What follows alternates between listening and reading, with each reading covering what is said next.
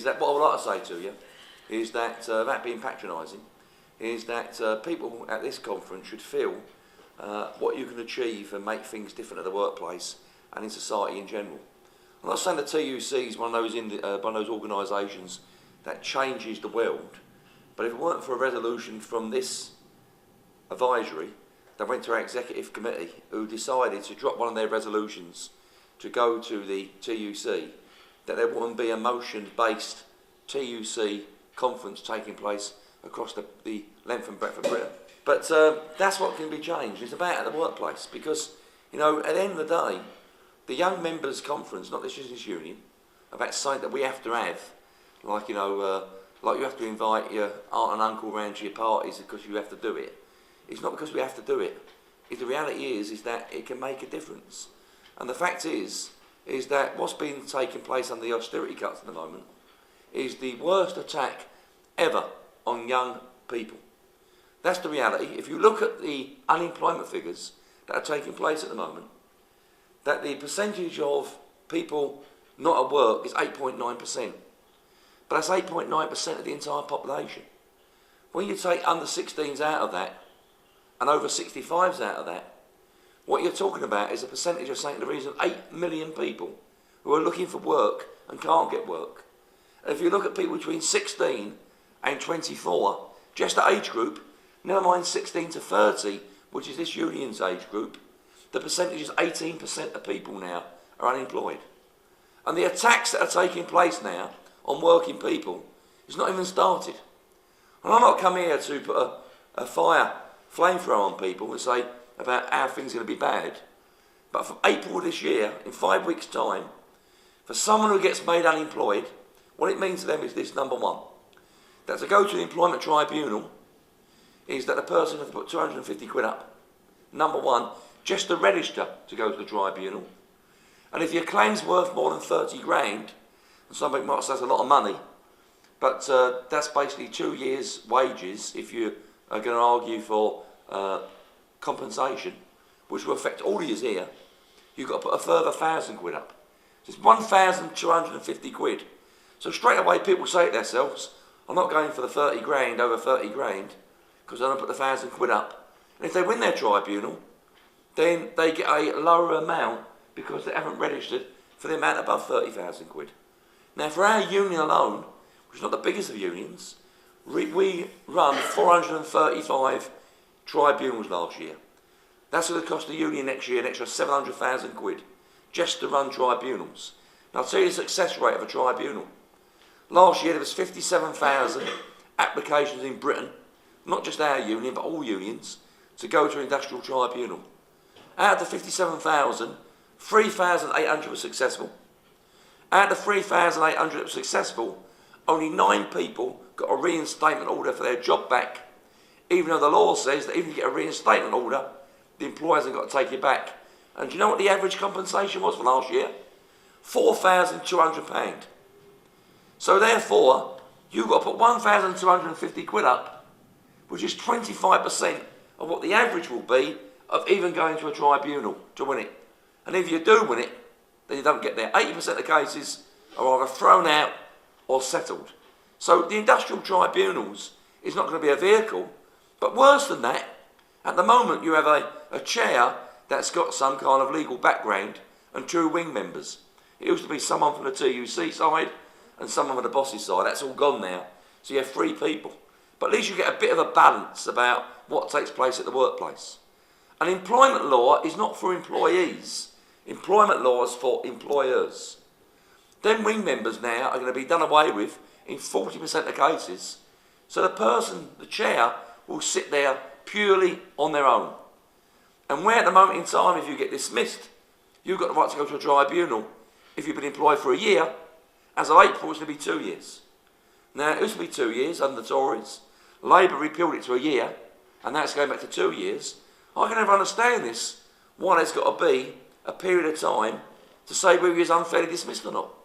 If you start work, whether it's on day one, after an hour, or after 40 years at workplace, unfair dismissal means unfair dismissal. Why is it that you can be at the workplace and that on 2 years and 1 day you do something, you can get your job back. But if you was there on 1 year and 364 days and doing exactly the same thing, and the employer done the exactly same thing, then you don't get your job back. And that's what we're seeing, first of all, being put up. On top of that, this new condemned government is now coming forward to say that facility time. Now, what's facility time? Time for trade union duties. To do your job to represent someone at disciplinary, represent someone at a grievance, that the union should now pay for their own facility time. Now, what it really means at the end of the day, if someone gets disciplined, at the moment, the employer normally releases you to represent them. Now they're going to say that the trade union should pay. So you see the squeeze they're going to put on right away through the piece. They're not coming like a juggernaut and saying that we're going to bring new law in. They're going to go around the edges first of all. And of course, what's going to happen to the members? The members are going to say, we're not getting a service, and blame the union rather than the government. So therefore, brothers and sisters, the point is, what are we going to do about it?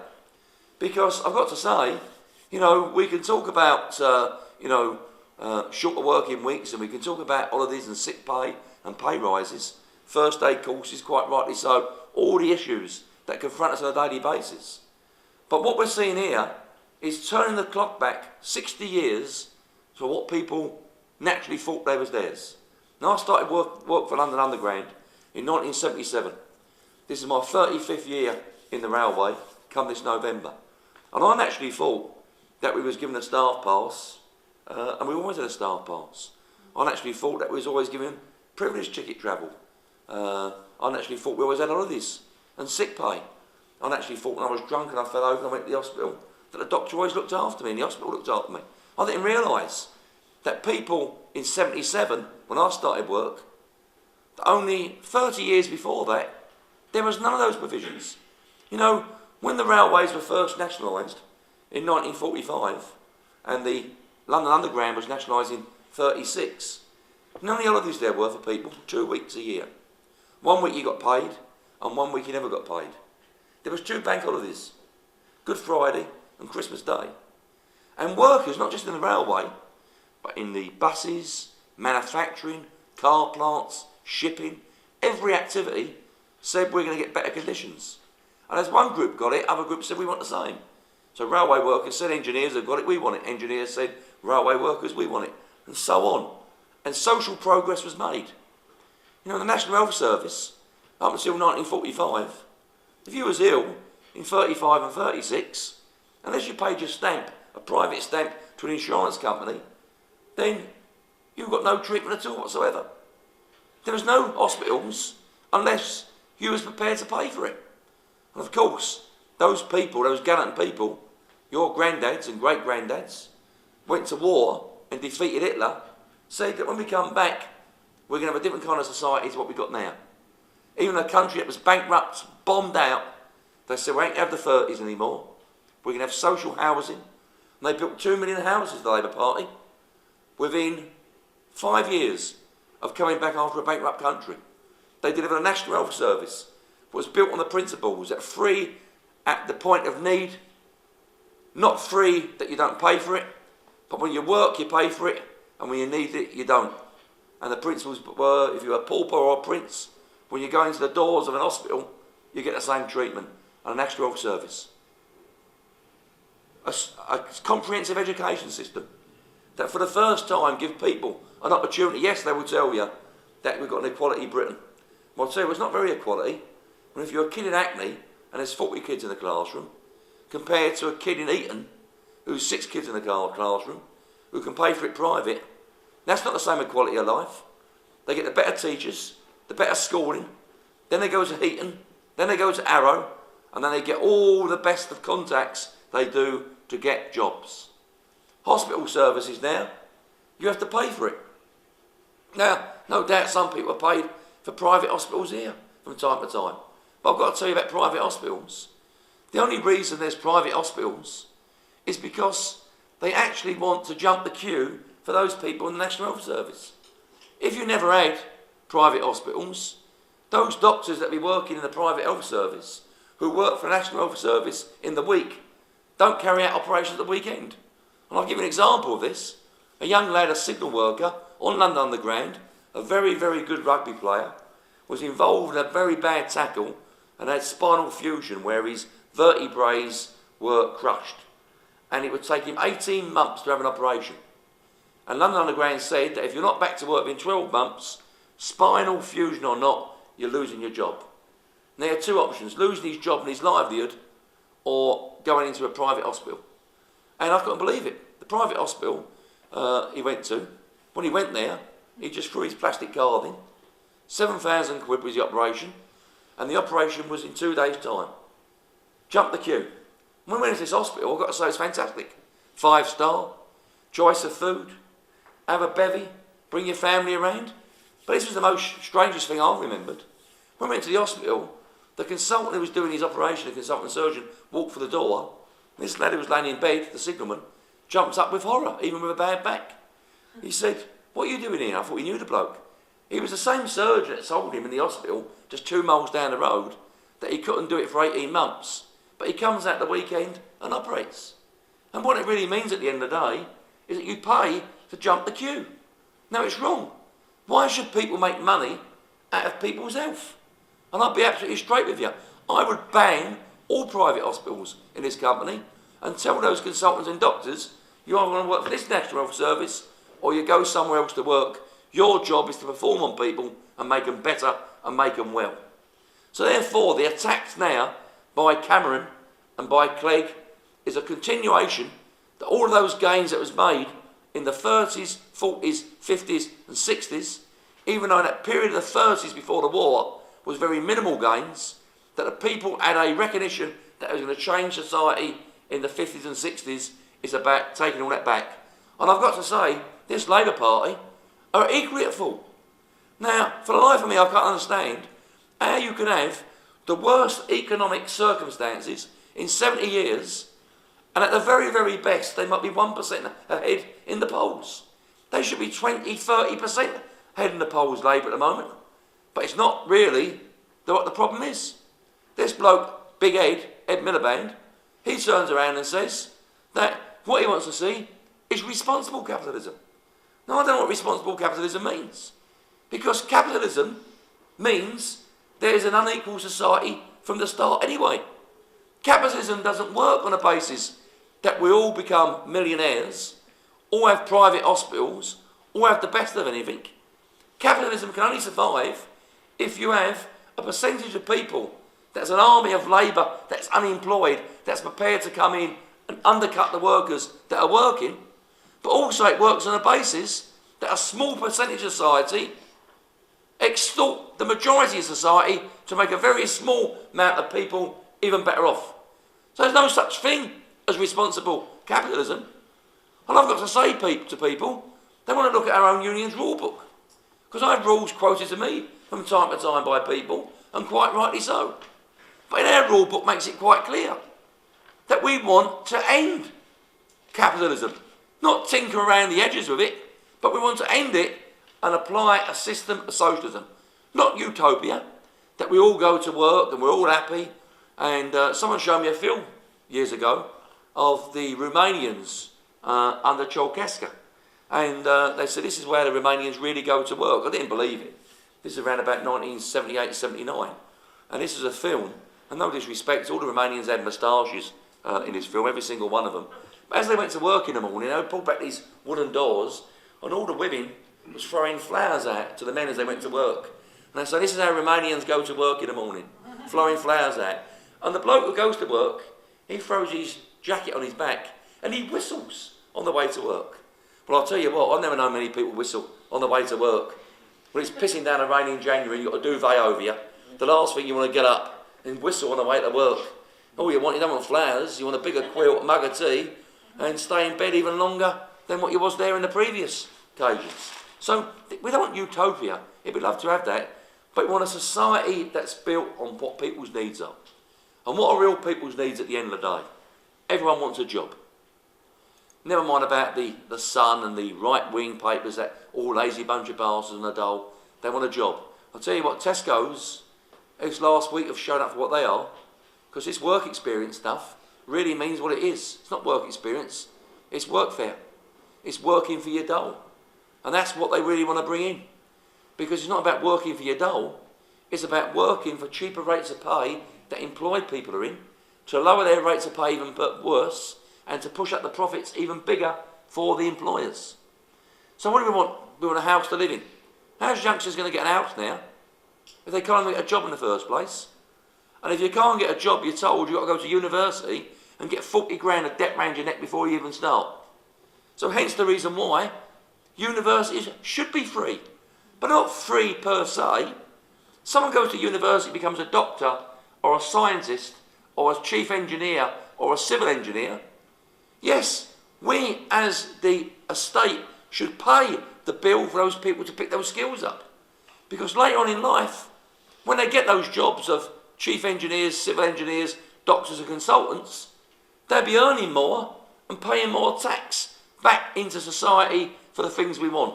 So how you really have a decent society is that you make the tax regime on those who earn the most, who pay the most, because you put that back into society for the other people that come.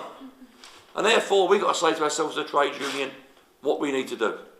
Brothers and sisters, we can talk about all issues this week and the next couple of days, and all the conferences that are taking place, the road freight up in Yorkshire, Health and Safety Conference coming up, and all the grades conferences that some of you will be going to.